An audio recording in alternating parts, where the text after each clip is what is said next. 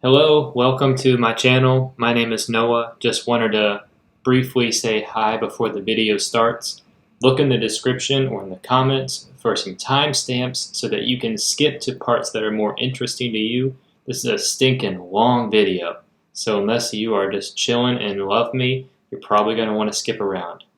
I hope that this is helpful to you, and I hope that you have a great rest of your day. This is not a usual video that I make, but I wanted to try my hand at making a survivor guide for Dead by Daylight and talk about things that I think are interesting or unique to the game that maybe not everyone thinks about at an intermediate level, and hopefully maybe to serve as a reminder for more experienced players. So let's kind of get into it. I want to do some basic introduction so that there's some terms defined. So I want to start off by just kind of understanding what the game is. So Dead by Daylight is a game with an incredibly simple concept, but that simple concept is quickly crushed by an enormous amount of information that you need to learn about the game and skills that you should develop to get better at the game. I don't say this to scare you, because it's one of the reasons I fell in love with this game. Like, I've never played a game before as much as this game. So for me, the immense amount of things to learn were incredibly captivating. So there's all these different tricks, tactics, techniques, whatever you want to call them, to be developed in the game. And I think as you start to learn more of these things, it keeps getting more fun to play because you get better at it. My goal with this guide is to just share some things that took me way too long to learn. So hopefully maybe you can start thinking about them or be reminded of them. What I don't want this to be is a guide just for new players, because I don't want to teach the basics of the game. I think that's boring. You can just play the game a lot and start to learn that. But also, this isn't a guide just for veteran players, so I'm hoping I can kind of hit that helpful middle ground there, where I can offer some big picture ideas for new players to grasp and learn, and then more experienced players can get helpful reminder on some things, or just to focus on maybe new techniques that you haven't quite mastered. If you played for a long time like me, you've probably developed some habits in the game. Most are usually good, but you probably have some bad ones too that you do, like I do. So it's always kind of helpful to be reminded, maybe to try and focus back on helpful, important aspects of the game. So let's get into it. I want to lay out a couple terms that I'll probably throw around in here so that it's not too confusing, and then we can start to walk through. This video probably will end up being pretty long, but I'm going to have some timestamps so that you can skip around to parts maybe that interest you more. If not, you can just listen to the whole thing. Okay, so a couple terms that I'll throw around when I'm talking is DBD, just stands for Dead by Daylight. I'll use the word loop, which is just when you're running around some sort of structure on the map while you're being chased by the killer. So looping is just being chased by the killer, but a lot of times the format of when you're running away from the killer is some type of clockwise, counterclockwise circumference around an object on the map to prolong the chase. I'll use words like tile, which is a generated structure on the map. As tile always will have a window or a palette or both, but those are my requirements for a tile. I'll talk about resources, which are windows or palettes. Resources you can use to prolong a chase. Some of those are renewable, like a window, so you can use a window the entire match. Pallets are not renewable resources, so once you use a pallet, it's pretty much dead and unable to be used for the rest of the game, so you want to be wise about when you're using them. I'll say jungle gym, which is a tile on the map that has a window and a pallet. I'll say pallet gym, which is a tile on the map that only has a pallet and no window. I'll say T&L walls, which is a set of walls that are shaped, guess like a T and an L. Both of the walls have windows, but there's no pallet. I might say swift, which is an acronym for Survive with Friends, where you and your friends will party up to play together. This is particularly strong against the killer because you are able to communicate with each other. I'll say Red Stain, which is the red glow that is in front of the killer when they're moving around. This helps you see where they're looking. For right now, that's what I think I'll throw around. If there's other terms, hopefully I'll just kind of define them as I'm talking about it. So let's get into it. I'm hoping in this guide I'll be able to address kind of how the game functions quickly. Like I said, I don't want to teach the basics, and some good habits to build if you want to escape. I'll talk about some perks very, very quickly. I'm not going to spend much time on perks. I'll spend some good time on game sense. We'll look at one map and talk about map layouts and how that's important to think about. I'll look at a few common tiles, and then we'll talk about some high-level play ideas that you can work towards, and then anything else I feel is important towards the end of the video. For most of these categories, I'm going to have a bunch of videos linked to other creators who have made maybe in-depth tutorials on that topic. Like I know Darva has about 5 hours worth of videos on perks alone. So those are going to be linked because I don't want to talk about perks that much. I don't think it's that interesting. But when I get to a category, I'll just remind you, hey, there's more videos down below. Check those out. But other than that, let's get right into how the game works. Okay, so the bare bones of the game is there are 4 survivors who are trying to complete 5 generators and open an exit gate, while 1 killer is trying to kill the 4 survivors and not let them escape. Most likely you wouldn't watch this video if you didn't already know that, but I think it's actually an important thing to remember because when you think about it, a Dead by Daylight match is really just about time management. So just some time numbers, 1 generator takes 80 seconds to complete by yourself. If you got 2 people, it's about half that. 3 people, it takes a little over 30 seconds. 4 people, a little under 30 seconds. And an exit gate takes 20 seconds to open without any other side effects. There's way too many side effects. But base kit, it takes 20 seconds to open an exit gate. So if you were the only person in your game, it would take you 7 minutes to complete all these tasks if you didn't have to run around the map and they were all side by side. I think this is actually important to consider because you remember there are 4 people in the match who have to complete these tasks, and the killer's main objective is to stop them from completing that. So to die under normal conditions, a killer has to down you and hook you 3 times. This means that the killer technically has to down 12 people to kill all the survivors. Grasping this should hopefully make you see that the killer has a lot of work to do in order to win. They always have to be doing something, staying active, chasing, pressuring. Now, an accomplished killer changes these numbers through different techniques like slugging, but still at a higher level, you have about, I would say, 9 downs to work with, which is why I said earlier, DBD is about time, managing your time. If you care about escaping as a survivor, which not everybody does, it's definitely not, I think, the biggest deal if you don't escape every game. I mean, it really doesn't matter the more you play.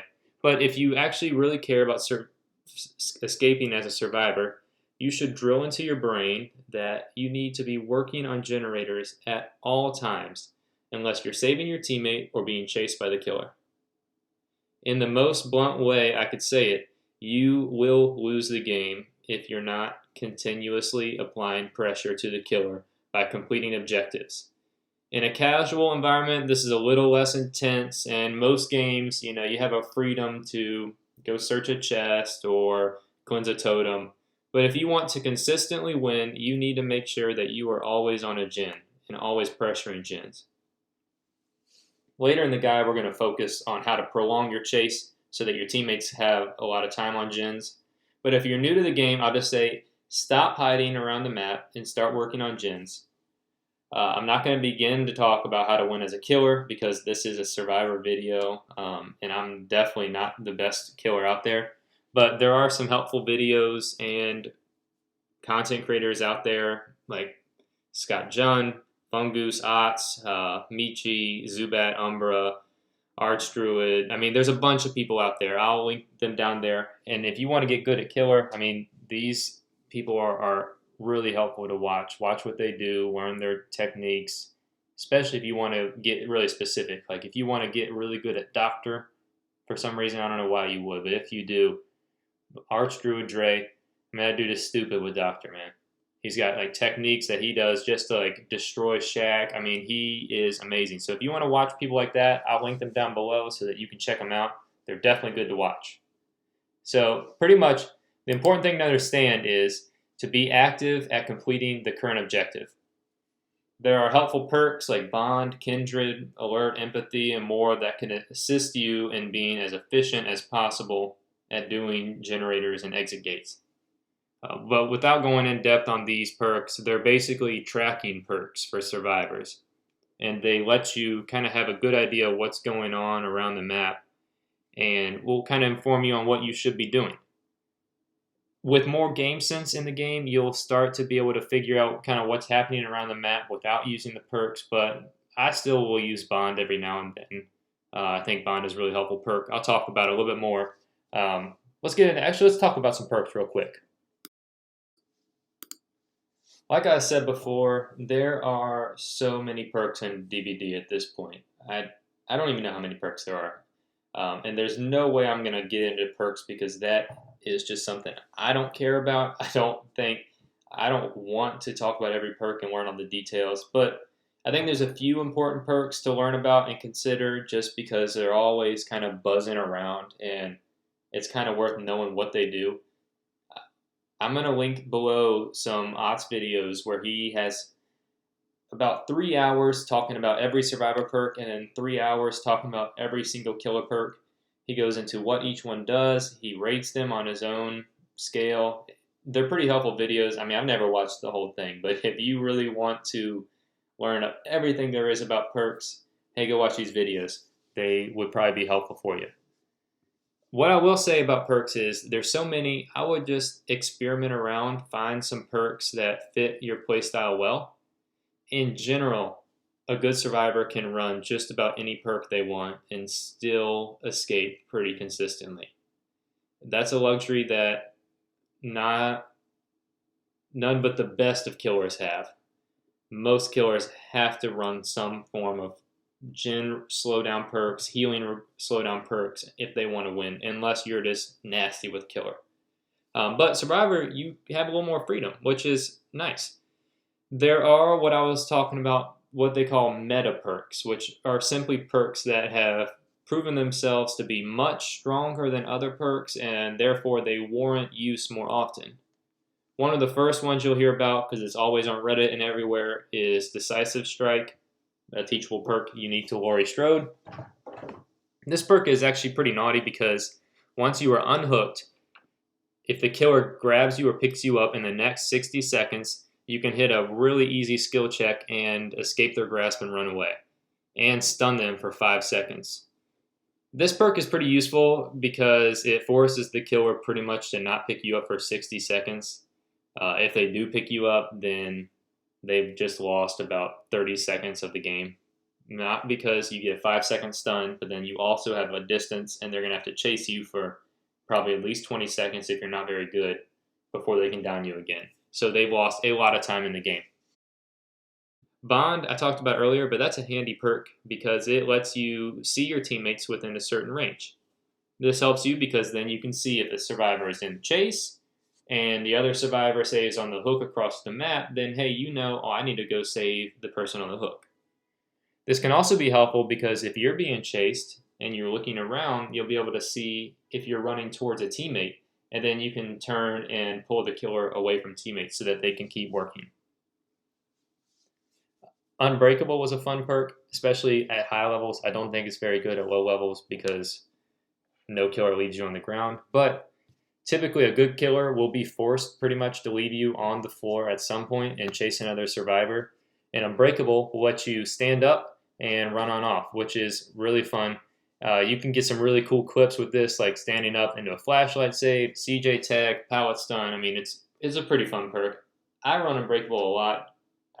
I find it super useful. It pretty much always has a spot on my loadout, unless I'm just goofing off. The other perk, I mean, I don't. This is worth talking about because it's probably one of the most common perks you'll hear about. Self care. I haven't used self care in a really long time, but I still want to talk about it. I don't want to play semantics, so just to generalize, self care objectively is a bad perk to use.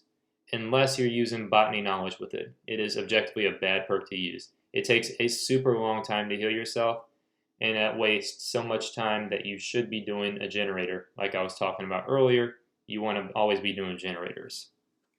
Plus, you could just use Bond. You can go see your teammate. You can walk over and get healed. Killer perks like Sloppy Butcher, Nurse's Calling, Thanatophobia are super common because they are designed to slow you down on generators by making you take longer to heal, letting the killer see you when you're healing, making the generators progress slower when you're injured. All these things will really slow down your game, and so self-care makes those even worse. Or I guess even better for the killers. It takes a lot of time, but it is critical to learn the killer perks. Not all of them, I guess. Some of them, there's going to be ones you'll notice that aren't used very often, similar to survivor perks. But learn the killer perks so that you know what you're going against quickly and you can start to figure out what the killer has so you can adjust your playstyle.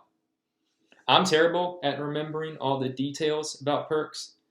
And remembering like what each perk does, even though I played the game for a long time. So I play with this human dictionary named Psycho, and he always remembers what every single perk does. He knows what every single killer add-on does, and he tells me so that I can remember, oh, okay, this Wraith's bell is going to ring around the map, or oh, this Wraith is going to get speed boost. He knows everything about it, so he can always remind me.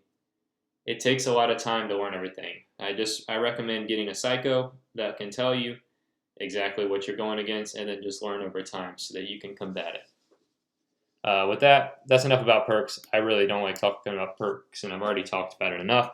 So let's get into some game sense stuff.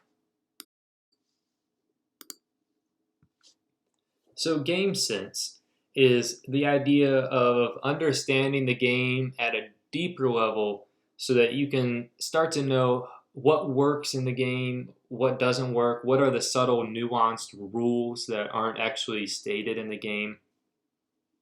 Some forms, I guess, of like a low game sense would be you're standing around behind a tree because you hear the killer's terror radius while they're chasing someone else. You should start to know where the killer is, what they're doing, so that you can just look out for them while you continue to work on generators. The best way to improve at that kind of game sense, or really any kind of game sense, is literally just play the game. Watch people play the game. Watch those people I listed above. If you watch good killers, it helps. If you play killer, it helps so that you know. But I'll give a couple examples here of game sense. Game sense manifests in understanding your character, I would say. You should learn more about your camera, how it works, how you can look around, how you can twist your camera. And what I would say is learn to run while looking behind you and all around you so that you can always know what's going around.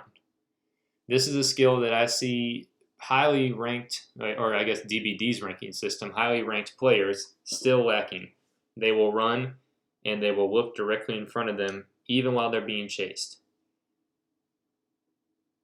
If you want to be really good at getting chased, you should be able to run around almost any tile without looking forward. That takes a lot of time. You need to memorize every tile, but you always want to be able to pretty much run tightly against the wall while looking behind you or to your side so you can keep your eyes on the killer the whole time. But you know, oh, I'm about to walk up to a window. I need to start getting ready to fastball. Hiding deserves to be talked about. Hiding from the killer is really natural, especially when you're new to the game, and it sometimes is useful. The danger is trying to hide too much, which is what I see newer players doing. Because when you hide too much, I guarantee you're going to be caught a lot, and then you're starting your chase already injured. The best way to get better at hiding, if you want to hide at some points, is to play killer. Understand that the killer is in first person mode, so their FOV is very different from yours. So they don't see as much as you do, but you should also think about how a killer is going to investigate an area, right? Think that they're going to look behind the generator. They're going to look around the rocks if they see the generator is on. So play killer so that you can start to know, oh, I would do this, or watch good killers and know what they do.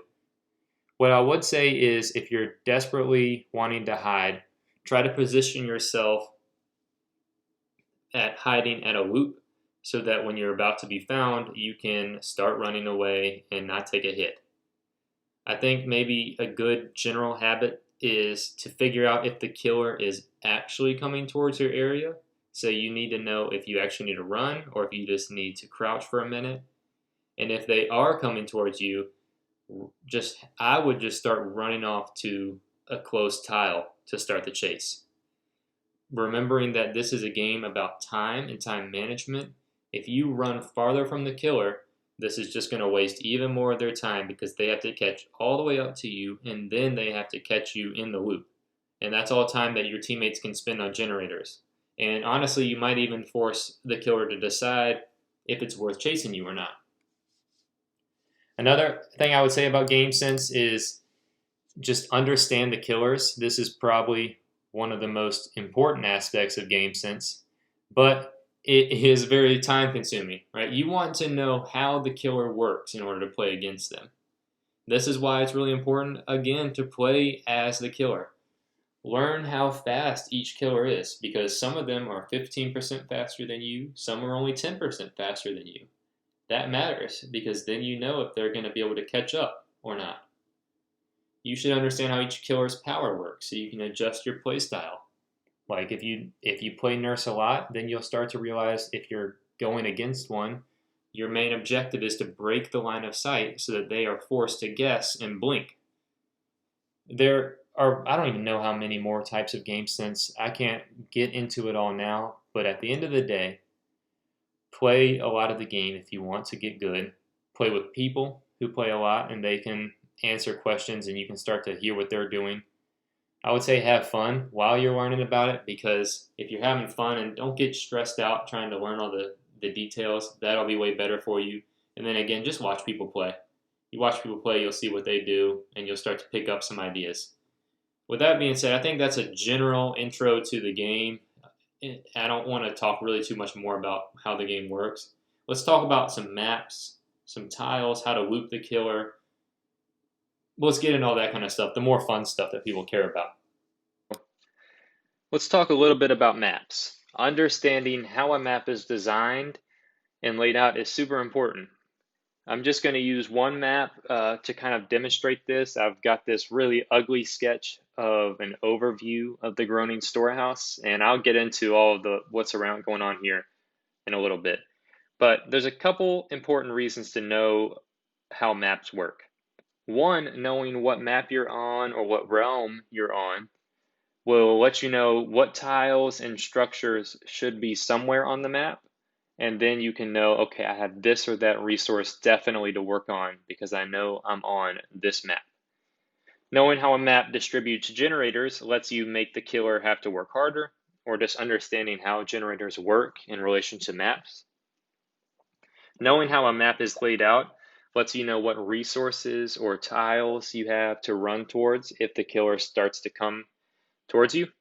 And then briefly, I'll talk about how at a high level of play, knowing how a map is designed or knowing how to talk about a map lets you call out locations to your team, which is very devastating towards a killer.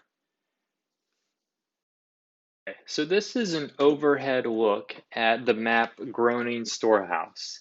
And I have a little key up here just so you can kind of guess what I'll be looking at. You know, blue is a window, green is a pallet, pink is a generator, and then the brown lines represent some form of structure. Now, you'll just have to understand some of these are walls, like this one here, these are walls, whereas some of them are boxes, like these are boxes here.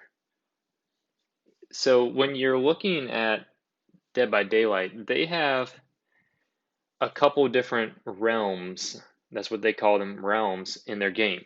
There's Coldwind Farm, the Macmillan Estate, Springwood, there's the Dead Dog Saloon map. There's a bunch of different maps, indoor maps, outdoor maps. And what's important to know is that each of these realms have pretty similar generations. Like most of them have a loop something like this up here. But then also, the realms will have unique items to them. Like the Colwyn Farm maps are the only maps that can have a tree with some cows and pigs hanging down from it. That's a really good loop. So if you're on a Colwyn Farm map, you'll know that, hey, I have a meat tree somewhere on the map, most likely, unless you get a poor generation, you have the map, you have that somewhere around the map, and so you know you can start to look for that to run towards.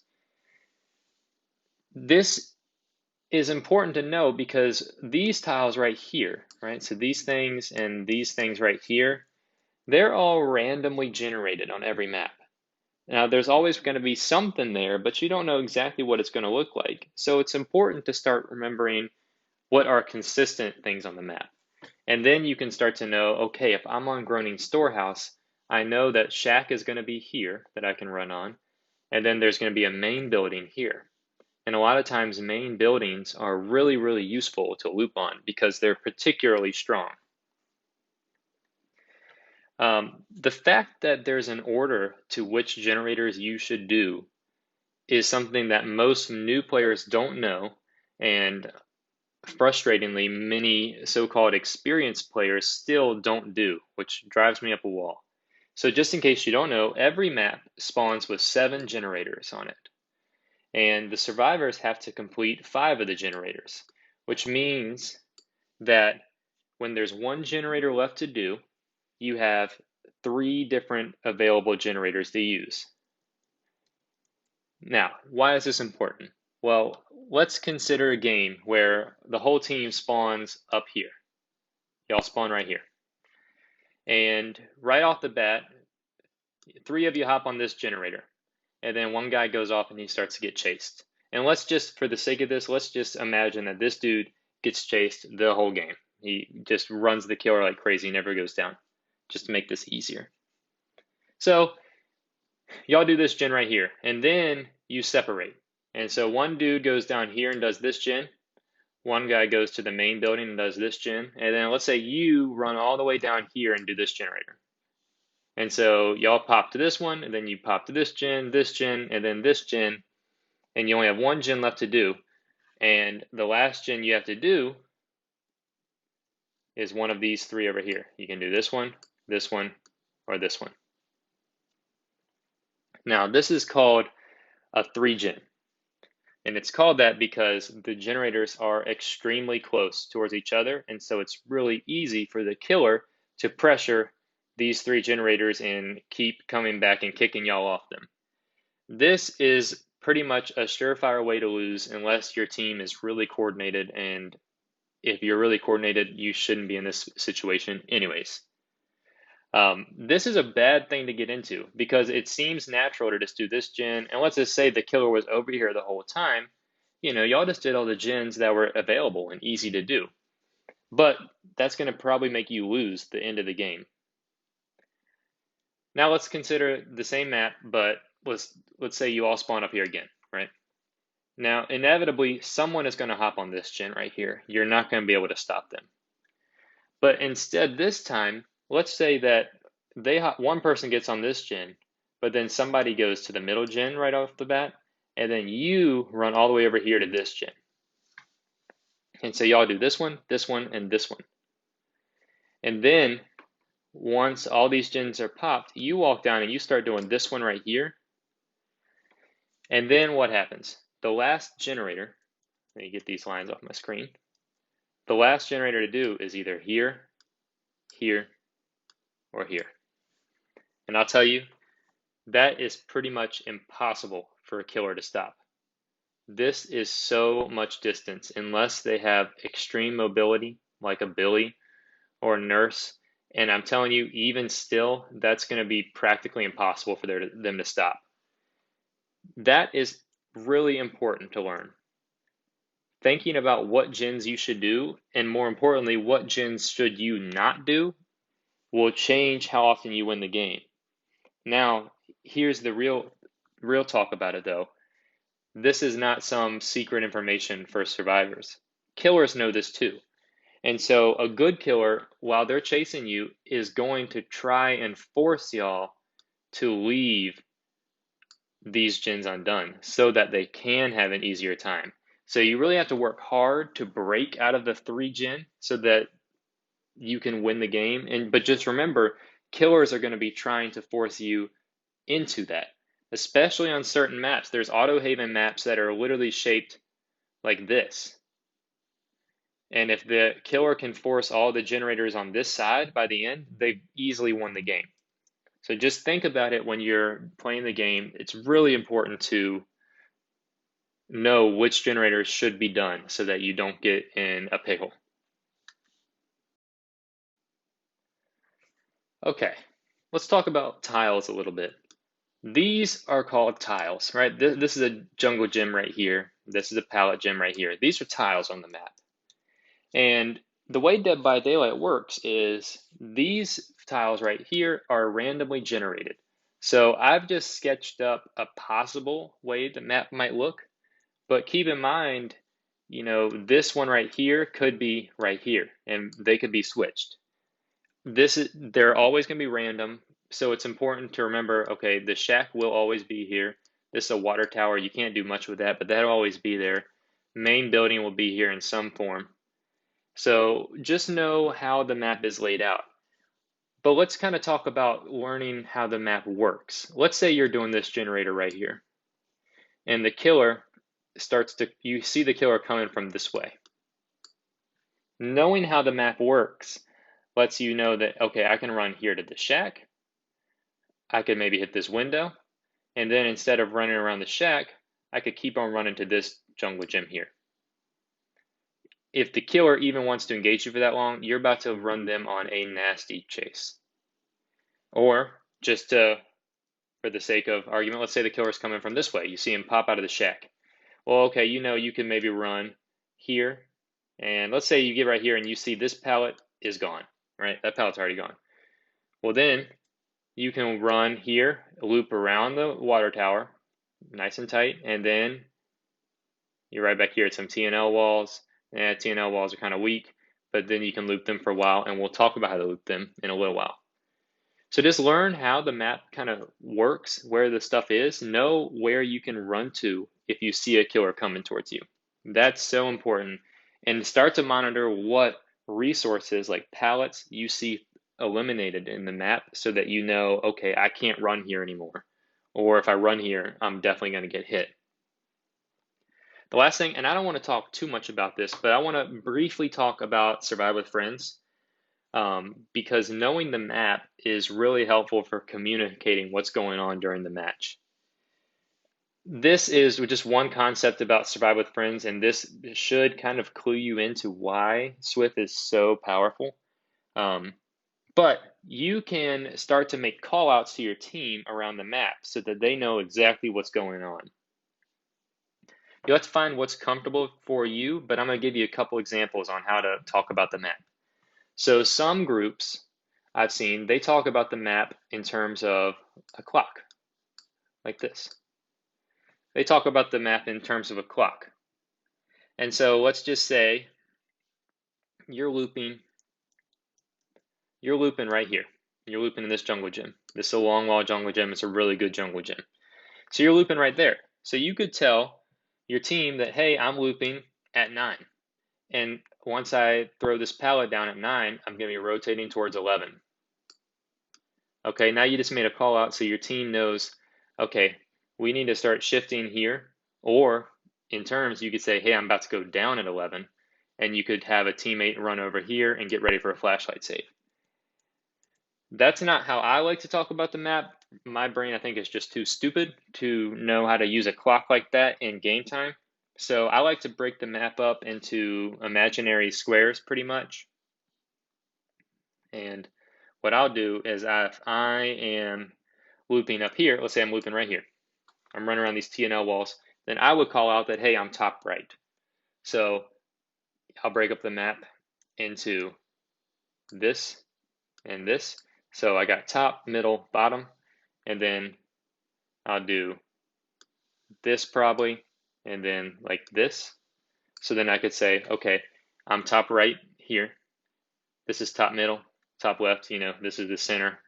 But if I'm here, I'm probably going to talk towards main, and then this is middle left, middle right, um, bottom middle. There's a little bit here, bottom left, left. That's how I like to talk about the map. Also, well, wait, oh, then there's one more. Some people like to use compass directions. So picture this map. This would be north up here. That's north. Some teams like to use, hey, I'm in the east. I'm on the east side of the map. That to me is way too confusing and not helpful at all. But just like I said, find what's comfortable for you guys. Regardless, you want to also always use main structures like water tower, the main building, the shack to orient where you're looping. So if I am, let's say, on the middle right side of the map over here, I'm probably going to also call out, hey, I'm middle right, but I'm in the T&L walls on the left of the water tower. Just so it's really clear what I'm doing so that this guy on the gen doesn't have to get worried that I'm about to run into him. Those kind of things, like I said, that is one quick example of why Swift is so broken. I mean, there's so many other reasons. Like if I have Object of Obsession on, which lets me see the killer, and I'm sitting here on this gen, and my teammate's getting chased over here, I can call out to him, hey, the killer is looping around the outside to cut you off. He's coming around middle, top, middle. You really can't counter that as a killer right now. It's super hard. So just learn a little bit about maps. That's why learning about maps is super important. It changes exactly how you play the game. So start to learn the maps. So this is just one of the maps, and this is a really silly paint drawing, but hopefully it was a little bit helpful. Now let's talk about actually looping the killer, which is the fun part. Let's talk about looping the killer. Being chased by the killer might seem awful when you first start the game, but trust me, eventually that will be the most fun you have in the game. In fact, most people would agree that looping the killer or chase interaction is the only fun part about Dead by Daylight. So it becomes a wonderful thing. So let's just kind of talk a little bit about looping. I think there's some general rules to learn. And then what we'll do is we'll look at a few common loops just so you can start to consider how to loop things. And then we'll talk a little bit about tactics and mind games at a little bit higher level. So when you look at this diagram I've drawn here, the little blue dot is you, and the yellow is the killer. You should understand that you will eventually, or you should eventually be caught by the killer. So your main objective when you're getting chased is to just prolong the inevitable. When you approach a loop, right here, this is a loop. This is what we call a loop in Dead by Daylight. So let's say you got a box here, you got some tires right here, and you got a pallet.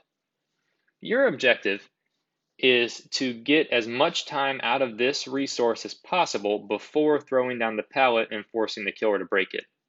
So what you don't want to do right here is stand at the pallet and wait for them to catch up and then throw it.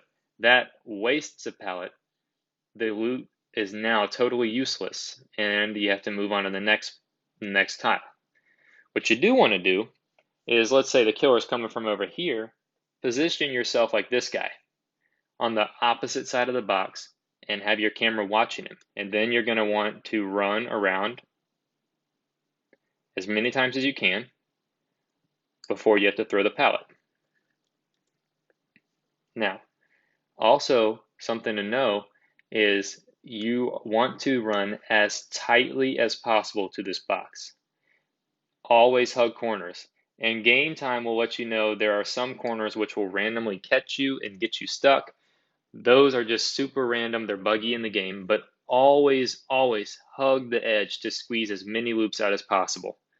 This can be really hard if you're also trying to look behind you, but it's really important, especially at a high level, when you need to get as much time as possible out of a good killer.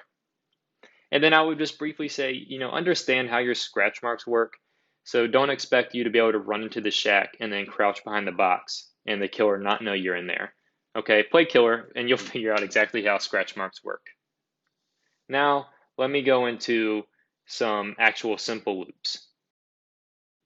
The first structure that I want to go over is the T&L wall. And I got this idea from a Reddit user by the name of Auroras. I'll link their post down below. They had a pretty helpful diagram. It's really similar to what I've drawn here. I just drew this so that I could go along and kind of edit along with it so that I could point at stuff. That's the only reason, but this is really similar to what they've drawn. So I just wanted to credit them first. So the T&L wall is a super common structure you'll see on the maps. If we go back to our Groening storehouse, this is a T&L wall right here. So that's a super common one that you'll run into around the maps. There are typically some consistent rules to this. The best case scenario is you get to run this loop clockwise. This is running it clockwise right here. That way you get to fast fault this window, you come around, you fast fault this window. And then you can keep doing that until the windows are blocked after 3 vaults each, and then you can scamper off to the next loop, whatever that is. Now, this is most likely never going to happen unless you're going against a terrible killer. So possibly a secondary route you can talk about is, let's say you start your chase right here. You can take off, you run around the L wall, you come through, you hit this fast vault. Now, most likely a killer is going to be coming from, let me get the red pen.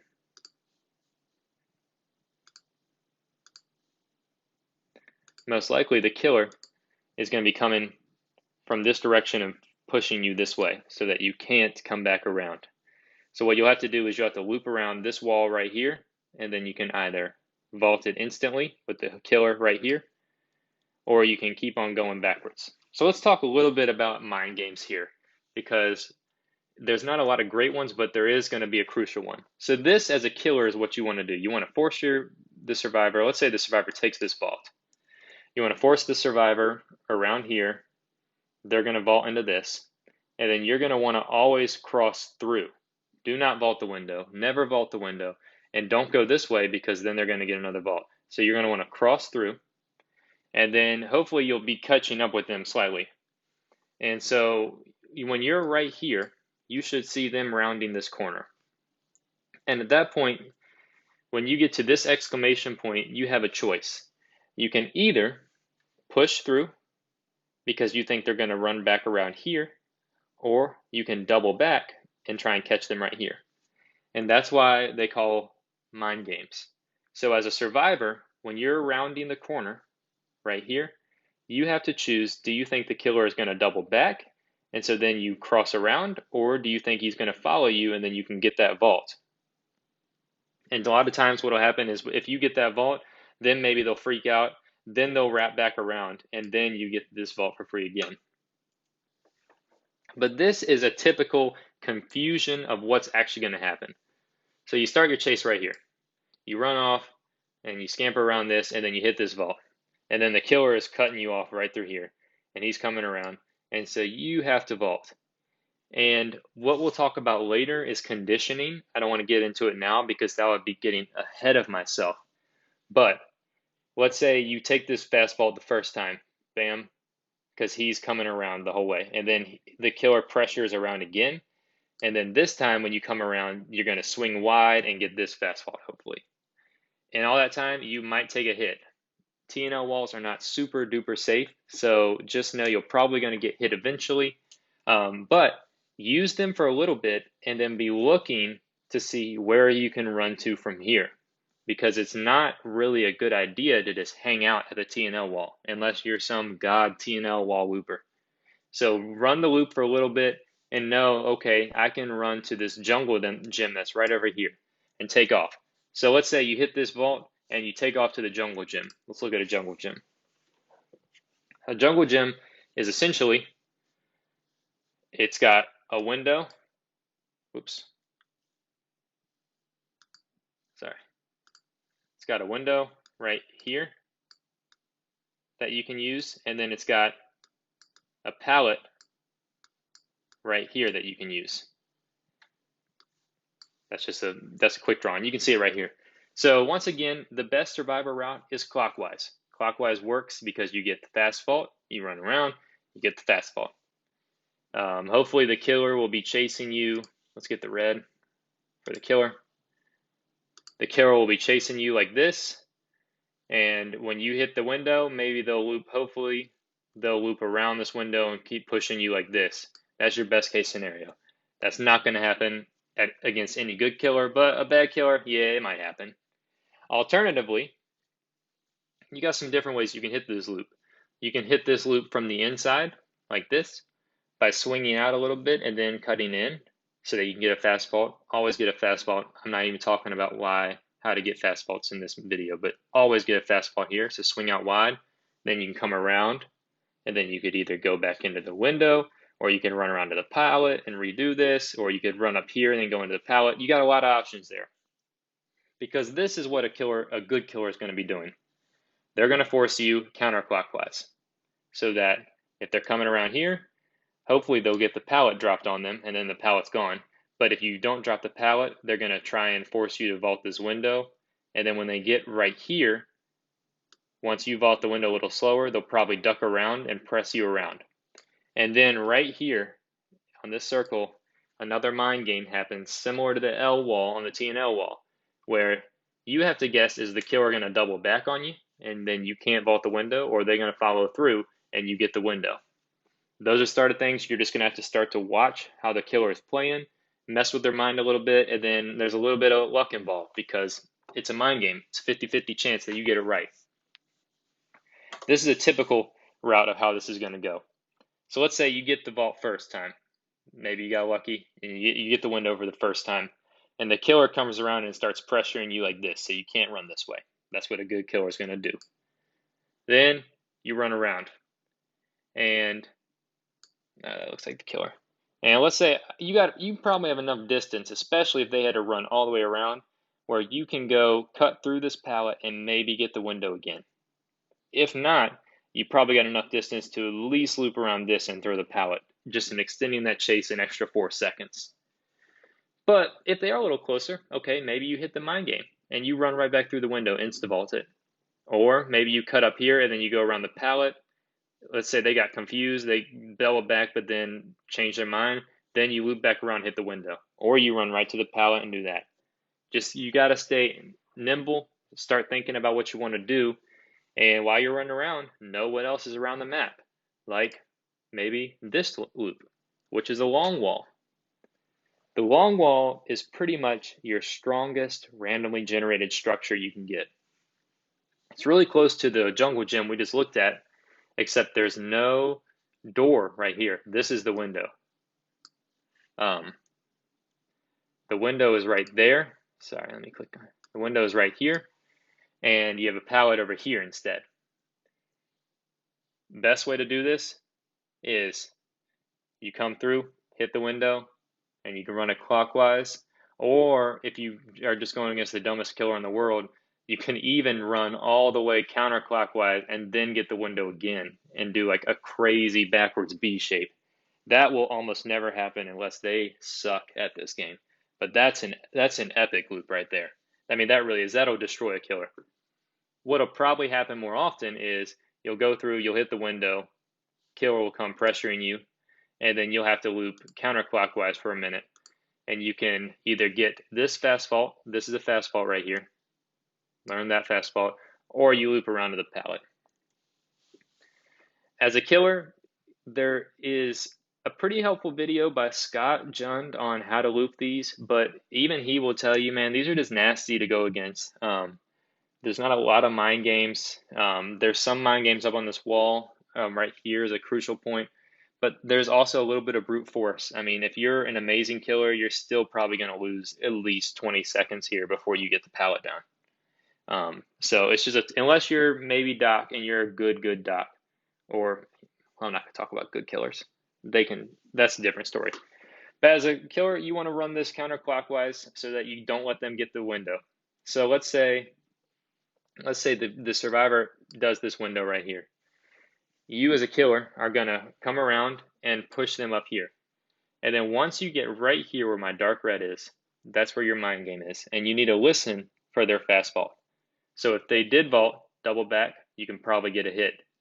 If they don't vault and they think you're going to double back, you push through, pallet comes down on your head, and the loop is done. That's great. What'll probably happen in your game, as a survivor, you're going to come around, you'll usually get the window. Then you loop around here, you get this fast vault, and then maybe you can run back to the pallet. If you got distance, maybe you can get the window again.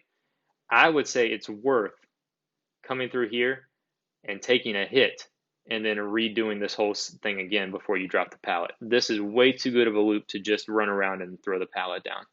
We're going to talk a little bit about pallet etiquette a little later. I guess that's what I'll call it, but at least know there are times, especially in these kind of loops, where it is worth taking a hit versus dropping the pallet, because once that pallet is gone, this loop is useless for the rest of the game. The last common loop I'll look at is the shack right here. So shack is one of the most common loops, or one of the most commonly known loops in the game.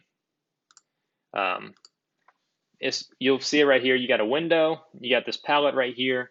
There's some lockers in here that you can use, 2 lockers. Basement might be right here. And other than that, it's a big square. This is a really safe loop because once this pallet goes down, the killer is pretty much forced to break it. And you can run on off to the next loop.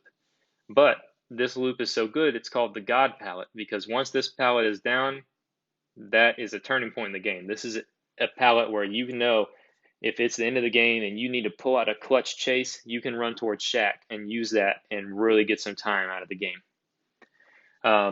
But pretty much you want to do this. I mean, a pretty mindless way to run this loop is to take the window clockwise and then run back around and just repeat the process. That's a pretty mindless way, and you'll get some time out of it because you can get 3 vaults out of the window. So that's a pretty good way to do it. But I think one of the most important things to understand about shack is learning how far the killer is from you and how fast they are. Because if you can enter this door right here, and you know the killer is way off, but they're like, we're not way off, but they're pretty far back, you can run all the way through this door, all the way around this building, back up, and then get the window. Just that extra time right there, and by that time, hopefully the killer will be real close to you. But you'll still most likely get the window, while the killer is still like right here. That's a super, super efficient way to run this loop. That might not happen, but start to think, how far away are they? Will they catch up with me? Because you want to extend this loop as far as possible. So as a killer, I would say almost vaulting this window here is a tricky situation, because if the survivor is right here and you vault this window from the inside, then you pretty much have guaranteed a hit. That's a great time to loop the window. To vault the window. If they're running like this, if the survivor's running like this and you just keep vaulting the window and chasing them, eventually you'll catch up, but that's a really slow way to vault it. It's just pretty mindless, boring. It's not a very fun way to loop the shack. And to be fair, this is a hard loop to kind of lock down. That's why it is so safe for survivors. But as a killer, let's just say you start right here. Let's say you vault the window and they're running this way. You want to come all the way to right here at this corner. And I know I'm kind of sounding like I'm teaching killer right now, but this is important as a survivor to understand. Right at this point right here, you have a decision. Because let's just say the survivor, they're a little bit in front of you. The survivor's right here.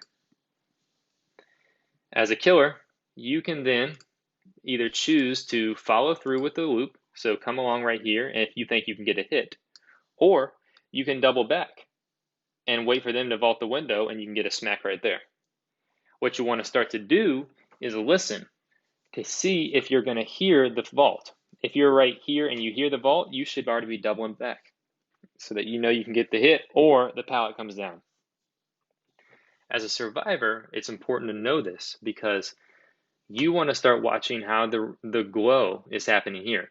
Do you see the glow, but then you start to see it fade, and they're doubling back but moonwalking?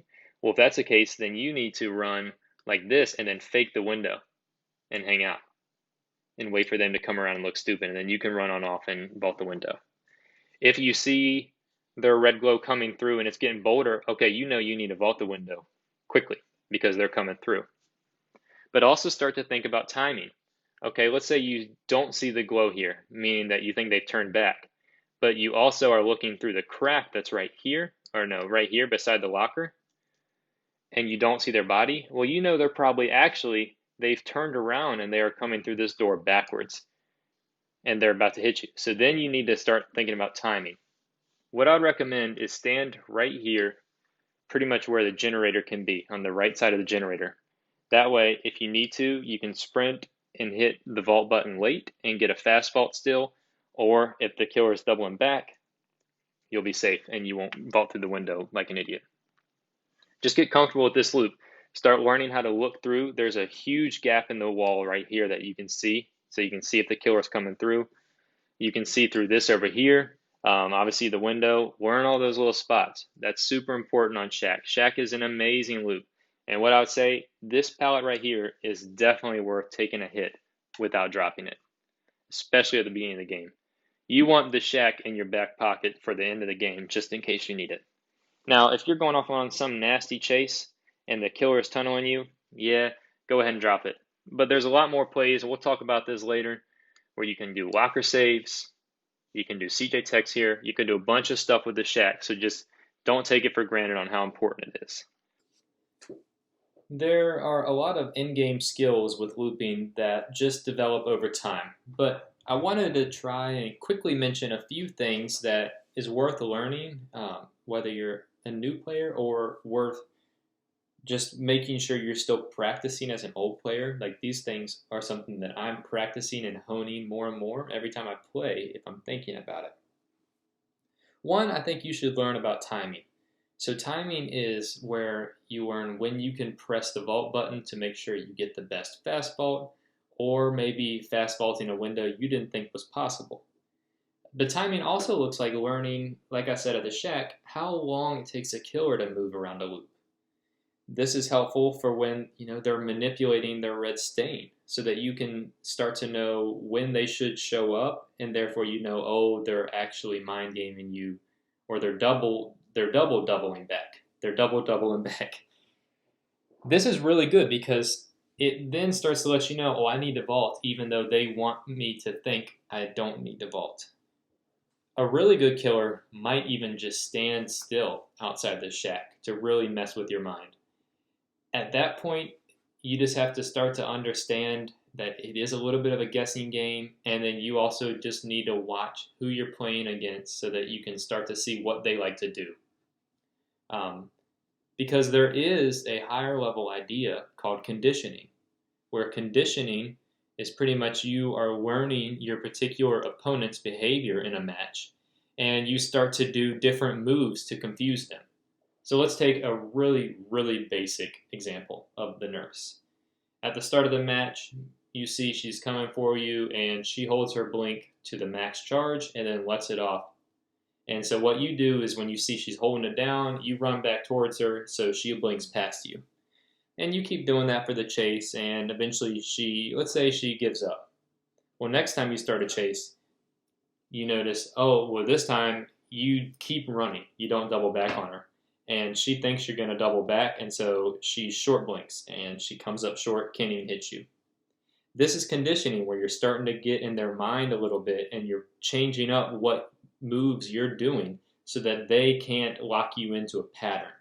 Patterns are super key when you're going against someone, because remember, this is another real person. So they have habits in the game just like you do. So force yourself to start to switch it up. That is the only way you can do this is just by monitoring who you're going against in the match.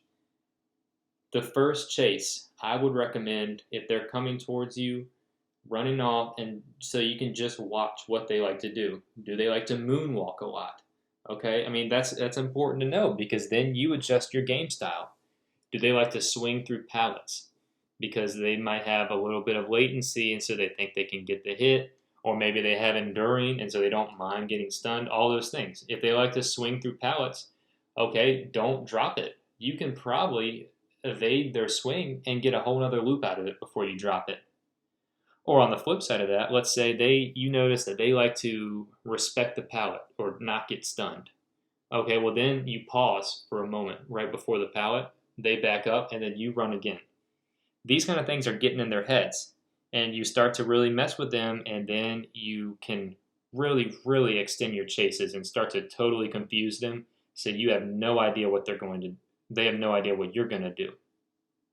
One last thing I probably would mention maybe is the idea of resource efficiency. This is a bigger one for new players, but I think old players really need to be reminded of this sometimes in a converse way. So while we just talked about looping all those structures like the jungle gyms, the long walls, the shack, the goal is not that you just run around in the way I described and then drop the pallet. The goal is that you run around and then you run off to another loop without using the pallet. So to take the shack, for instance, you vault the window 2 times and then you run off to a box loop that's nearby and you loop that. This is resource efficiency because then you are letting the tiles on the map have a longer lifespan. Remember, windows are renewable resources. They will eventually unblock and you can use them again. So don't just run to a loop and use the pallet. You want to use the loop and then move on to another one. Even if that means taking a hit on a particularly good loop. Take the hit, use the speed boost, and then run off to a new loop. Never take the hit and drop the pallet. That's a waste. What I would say quickly to older players like myself, make sure you aren't too stingy with resources and that you actually do use them. I've played with teams who limit themselves to 1 pallet per chase, no matter how long the chase is, because they're terrified of running out of pallets on the map. This is a sure way to make your chases shorter and make your team lose more often, or just make a stressful game. The pallets are there to be used, and there are a lot of them on the map. I mean, just think back to all the pallets that were on my sketch of the Groningen Storehouse map. There's a lot of them on the map. Just be wise about which ones you're using. Try and not use ones that are directly side by side each other, but use one and then run off to a new area of the map. If you start to get better at these kind of concepts and playing the game, you will become a much better looper, and you'll have way more tools in your toolbox, as my old improv coach used to say. Test. All right. As we're wrapping up this video, I wanted to spend some time talking about higher level tactics or techs, whatever you like to call them, and some of just my favorite things that I like to do in the game.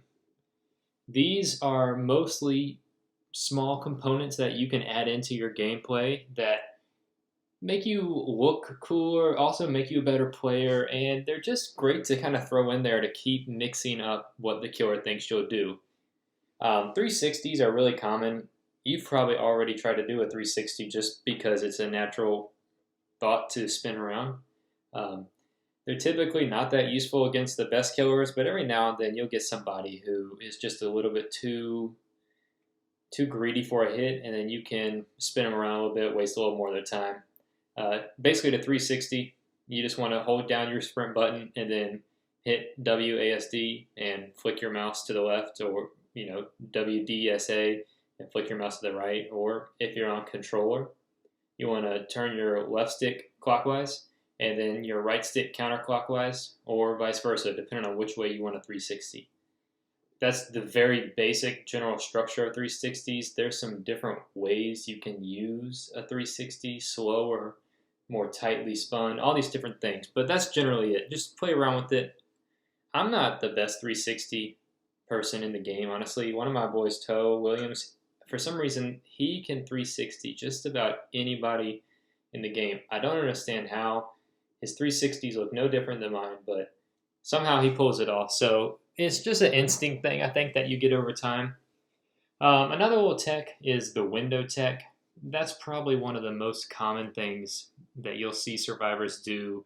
It's like the first one that people will try that's kind of a step up in their gameplay. Typically, a window tech is not very effective, especially if you don't have Iron Will on. But if you pair that with some conditioning that you've done throughout the match, where sometimes you double back, sometimes you run around, it can start to get in a killer's head, and then it can really save you some time and even work a couple of times in the match. Just don't do it every time because it's definitely not a very consistent strategy. The best way to learn a window tech is just to practice the timing yourself. When a killer vaults a window, exactly when they're able to look around again, their character is not solid for half a second, and you can pass through them as a survivor. It just takes a little practice learning the timing. Typically, I look for when the second foot of the killer is coming through the window, and then right when it's about to hit the floor. Then I just use some instincts in there too. Killers like Freddy or Spirit or Ghostface who hop over the window, I've never figured out a consistent visual way to do it. I mostly just know it now by timing and by my instincts from playing the game. But a window tech is a really common one, and I think it's a great one for people to start with. Let's see, using lockers. Lockers we haven't really talked about much so far, but they present a couple unique opportunities for you when going against the killer. I will say that in chase, jumping in a locker, this is pretty much your last resort because you're going to go down. But if you jump in a locker right when the killer is about to swing, you can avoid the hit. And then what you could do, just hypothetically, is you could hop out of the locker and then hop back in and hopefully maybe get them to swing again. And then when you hop back out of the locker the final time, try and 360 and brush the left side of the locker and spin around the killer. This most likely won't work, but every now and then you get lucky, and it is a nice little move. If you're going against an Oni and you want to use a locker, if you hop in a locker and he pulls you out, his power ends, which is helpful so that he can't slug you on the ground. I think a more interesting aspect about lockers is using them to save teammates.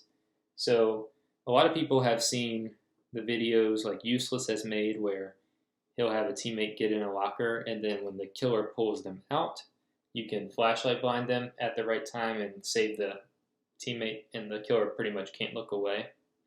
One important thing to note about this is only certain killers are susceptible to it.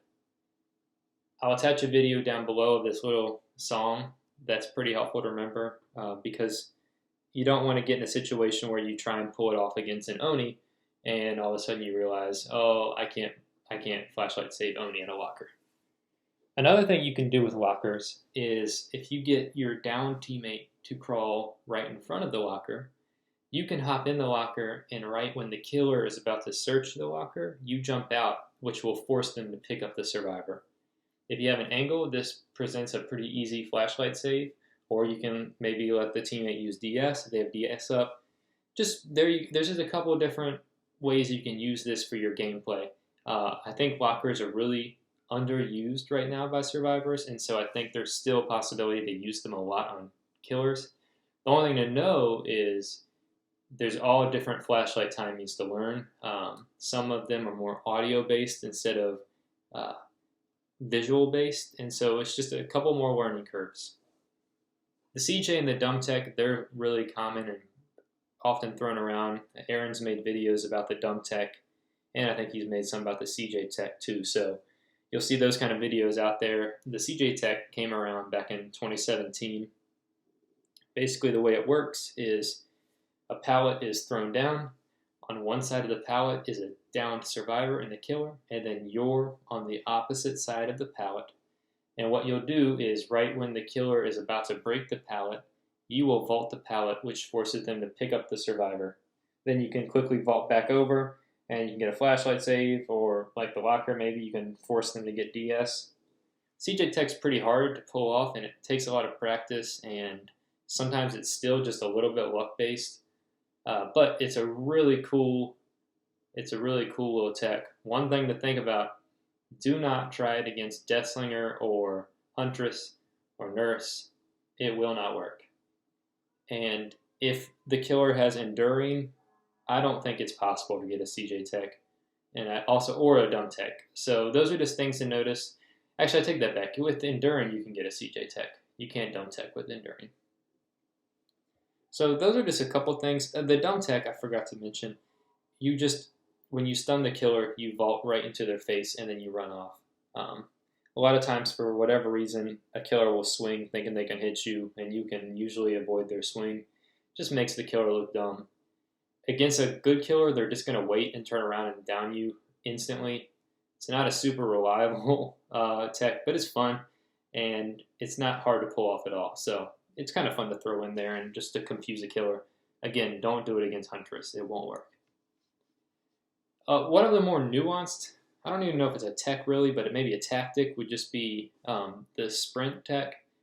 The way, I don't know the science behind it, but the way that windows are blocked in the game, it's something like you have to vault the window 3 times while in chase, and oftentimes the chase won't start until you're sprinting with the killer. And if you sprint tech and let go of the sprint button right before you vault the window for the first time, it typically won't trigger the chase, and you can get 4 vaults out of the window instead of 3. Test that out. I've gotten pretty consistent with it, but every now and then, depending on how close the killer is, it won't work for you. So there's a little bit of probably some numbers behind it that I don't know about, but test it out. It's a really helpful trick, especially at like Shack or something where you can abuse the window even more. Another sprint tech that people don't really ever talk about is around pallets. If you notice, the way the animation is for pallets is if you're walking, you can reach the pallet from farther distance. Your circumference to throw down the pallet is wider than if you're sprinting. So if you loop a pallet and you want to ensure a stun, a good way is to run a little bit past the pallet and quickly turn around and let go of sprint, and you'll be able to throw the pallet down quicker. This way you don't get hit through pallets. It's a really hard one to explain or show, I think, but I'm just trying to verbally explain it, and hopefully you can kind of try it out. This is a really good way. You see a lot of high-level YouTube content creators like Useless or Aaron get stuns on killers pretty frequently. They will run past the pallet and then turn around and let go of shift quickly and throw down the pallet on the killer. It takes a little bit of practice, but it's a pretty useful one, and you'll use it literally every game once you get good at it. One thing I wanted to talk about was controller bindings, because I'm talking about all these techniques.